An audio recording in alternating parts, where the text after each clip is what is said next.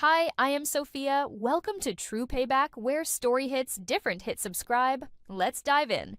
I stood in the corner of my father's living room, holding a glass of champagne I hadn't touched, watching my sister Sarah hold court. She'd positioned herself near the fireplace, where the light hit her engagement ring just right, a 3-carat diamond that caught every eye in the room. Dad's 65th birthday party was in full swing, and Sarah was making sure everyone knew she was the star of the family. Emma's always been so focused on her career, Sarah said, making air quotes that somehow managed to be both dismissive and pitying. She smiled at the circle of relatives gathered around her. Some people just aren't cut out for relationships, you know? Too independent. My Aunt Linda nodded sympathetically. Well, not everyone finds their person, dear. I'd heard variations of this conversation for 3 years now. 3 years of family gatherings where Sarah's upcoming wedding dominated every discussion. 3 years of pointed questions about my relationship status. 3 years of watching my parents beam with pride at their successful lawyer daughter while barely acknowledging my presence. What they didn't know was that I'd been married for exactly 3 years, 2 months and 16 days. My husband Marcus and I had eloped to a small vineyard in Napa Valley. We'd invited my parents, my sister and my grandmother. I'd sent physical invitations, cream-colored cardstock with gold embossing, delivered with signature confirmation. The invitations had been signed for by someone at my parents' house 3 weeks before the wedding. No one came. No one called. When I returned from my honeymoon and mentioned it at a family dinner, my mother had looked genuinely confused. Wedding? What wedding? Emma, if you got married we would have known. Sarah had laughed. Right? Like we'd miss our own sister's wedding. Did you dream this or something? I'd pulled out my phone to show them the photos. My father had waved his hand dismissively. Emma, this isn't funny. If you want attention there are better ways to get it. That's when I understood. Someone had intercepted the invitations. Someone had made sure my family didn't know. And watching Sarah's face that night, the way her smile had frozen for just a moment when she saw the photo of me in my wedding dress, I knew exactly who. I'd made a decision that night. I wouldn't mention Marcus again. I wouldn't talk about my marriage. I'd let them believe whatever they wanted to believe. Because the truth was, I'd built an entire life they knew nothing about and I was protecting that life from their toxicity. Marcus had understood immediately. Your family doesn't deserve to know you, he'd said, holding me as I cried that night. But I do. And that's enough. Marcus Chin was a corporate attorney at Morrison & Associates, one of the most prestigious law firms in the state. He specialized in mergers and acquisitions, regularly handling deals worth hundreds of millions of dollars. His uncle, Richard Morrison, had founded the firm 40 years ago and built it into a powerhouse. Ironically, Sarah worked at Morrison & Associates too. She was a junior associate in the family law division and she talked about the firm constantly, about the prestige, the clients, the partners. She name-dropped Richard Morrison at every opportunity, bragging about how he'd personally complimented her work once. What Sarah didn't know was that Marcus and I had dinner with Uncle Richard and his wife Patricia every Sunday. That Richard had walked me down the aisle when my own father didn't show. That Patricia called me every Tuesday to catch up. That they'd welcomed me into their family with more love and acceptance than my own parents had ever shown. I'd kept my married name off social media. I'd kept my profiles private. I'd mentioned my job. I was a senior data analyst at a tech firm, but I'd never mentioned where Marcus worked, never brought him to family events. It wasn't hiding exactly. It was protection. The party continued around me. Sarah's fiancé Brad stood beside her, his hand on her back, smiling at all the right moments. Brad was a pharmaceutical sales rep who made good money and drove a nice car. Sarah had shown us his salary breakdown at our last family dinner, as if his worth could be measured in commission checks. Emma dear, my mother approached, her voice sugary with false concern. Are you dating anyone? You know, Sarah could set you up with one of Brad's friends. We worry about you being alone. I'm fine, Mom. But you're 32 now. Your biological clock. Mom. I'm fine. Sarah drifted over, champagne in hand. It's okay to admit you're lonely, Emma. There's no shame in it. Some women just have a harder time attracting quality men. She glanced at Brad. When you find the right person you'll understand what real partnership looks like. I took a sip of my champagne. I'm sure I will. Oh, Emma. Sarah's voice dripped with pity. still in denial. Said really. You're going to die alone if you keep pushing everyone away. My father joined the conversation. Your sister's right, Emma. You need to be more open, more approachable. Maybe if you smiled more. Or dressed better, Sarah added. First impressions matter. You can't show up to these things in, she gestured at my outfit, whatever that is. I was wearing a Diane von Furstenberg wrap dress that had cost $400. My shoes were Ferragamo. My jewelry was simple but expensive, gifts from Marcus over the years. But they saw what they wanted to see, disappointing Emma, the family failure. I'll take it under advisement, I said quietly. The doorbell rang. My mother frowned. Who else is coming? Everyone's already here. Sarah's phone buzzed. Her face went pale. Oh my God. Oh my God. What is it? Brad asked. Richard Morrison just texted. He's outside. He said he's here to wish Dad a happy birthday. Sarah's hands were shaking. The Richard Morrison. The managing partner of my firm. He's here. At our house. My father straightened his tie. My mother frantically smoothed her hair. Sarah looked like she might faint. How does he even know about Dad's party? Sarah whispered. I never mentioned, I talk about my family at work, but... The doorbell rang again. Dad rushed to answer it. I stayed in my corner watching. Richard Morrison stood in the doorway, impeccably dressed in a tailored navy suit. Patricia stood beside him, elegant in a cream blouse and pearls. Richard carried a wrapped gift and a bottle of what I knew was very expensive scotch. Mr. Bennett? Richard extended his hand. Richard Morrison. I hope you don't mind us dropping by. We were in the neighborhood and wanted to wish you a happy birthday. My father shook his hand, starstruck. Mr. Morrison, we're honored. Please come in. Sarah materialized at Richard's elbow. Mr. Morrison, sir, I had no idea you were coming. This is such a surprise. If I'd known, I would have. Hello, Sarah. Richard's smile was polite but distant. Nice to see you outside the office. Sarah was practically vibrating with excitement. Can I get you a drink? Some food? I want you to meet my fiancé, Brad. And my parents, of course. They're so excited to meet you. Richard's eyes scanned the room. When they found me, his entire face lit up. Emma. I smiled. Hi, Uncle Richard. The room went silent. Richard crossed the room and pulled me into a warm hug. Patricia was right behind him, kissing my cheek. Sweetheart, we've missed you. Marcus said you weren't sure about coming today. I'm glad you decided to be here. Marcus, my mother said faintly. My husband, I said calmly. Sarah's voice was sharp. What are you talking about? You're not married. Patricia looked genuinely confused. Not married? Emma, what? My family wasn't aware, I said quietly. It's a long story. Richard's expression shifted. I saw the moment he understood. His jaw tightened. I see. Wait, Sarah said. Her face had gone from pale to red. You're married? To who? To my nephew Marcus, Richard said. His voice was cold now. For 3 years. The cake knife clattered to the floor. Sarah's champagne glass slipped from her fingers, shattering on the hardwood. That's impossible, Sarah said. Marcus Chin? The Marcus Chin who works at your firm? That's... Emma, stop lying. She's not lying, Patricia said firmly. We were at their wedding. Beautiful ceremony. Very intimate. My father found his voice. Emma, if you got married, we would have known. We would have been invited. You were invited. I pulled out my phone. I'd kept the delivery confirmation all this time.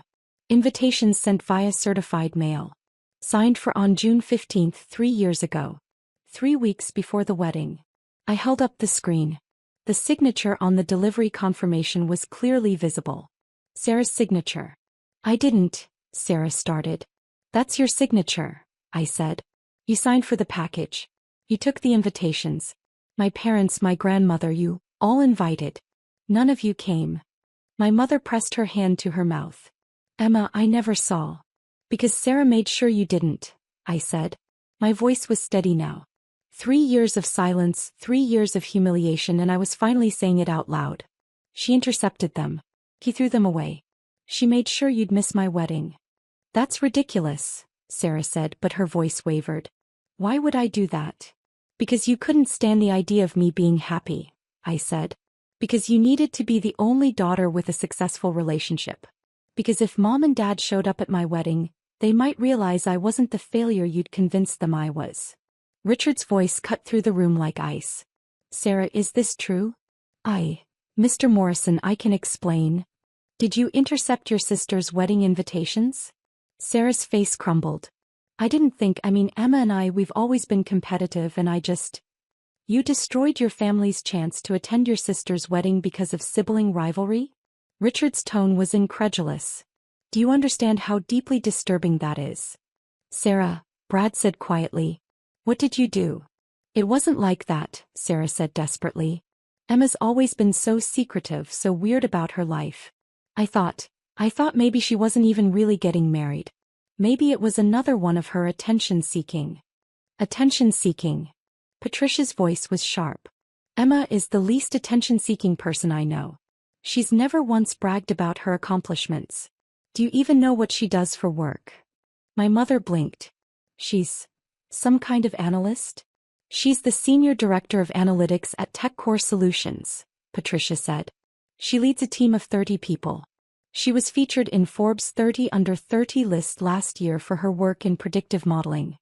The silence was deafening. She never told us, my father said weakly.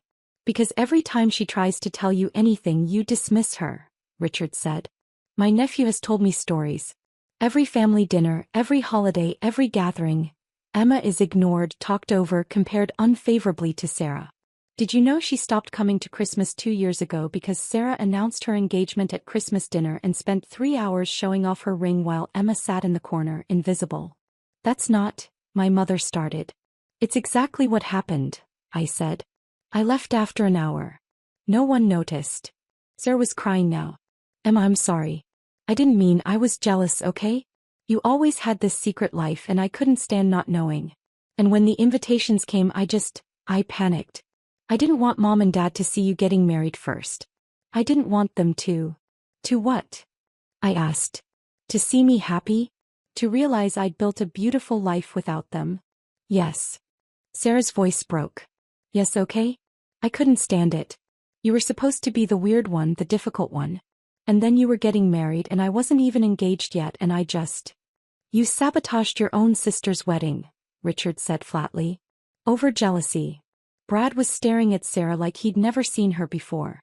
Sarah, I don't even know what to say. Brad, please. You destroyed wedding invitations. You lied to your entire family. You've been lying for 3 years. Brad's voice was hollow. What else have you lied about? The doorbell rang again. Patricia smiled. That'll be Marcus. He got held up at the office, but he wanted to make it for at least part of the party. No, Sarah whispered. Please, not now. The door opened. Marcus walked in carrying a bouquet of flowers and another wrapped gift. He was still in his work clothes. A charcoal Tom Ford suit, Hermes tie, shoes polished to a mirror shine.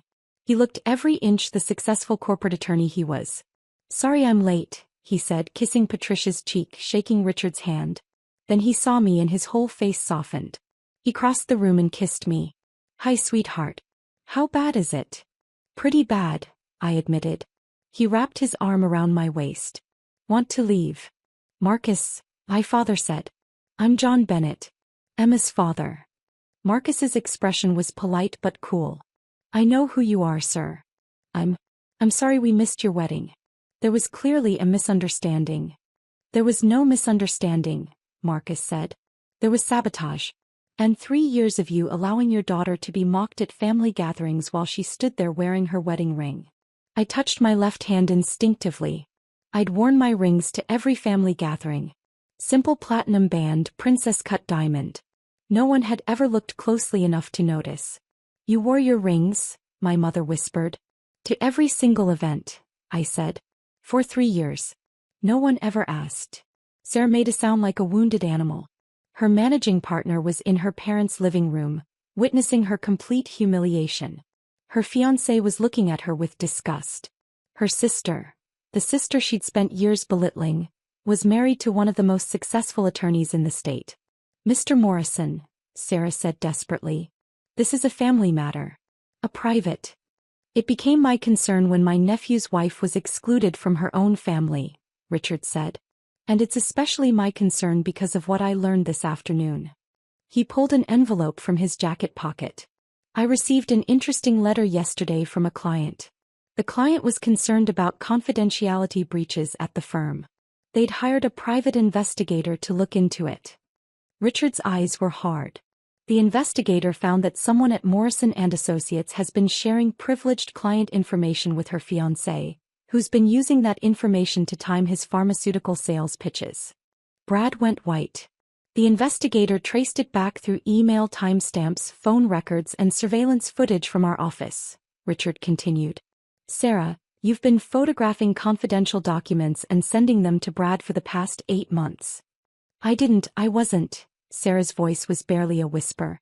We have the photos from your phone. We have the emails. We have Brad's sales records showing a suspicious correlation between client divorces and his pitches to those same clients for anxiety medication and antidepressants.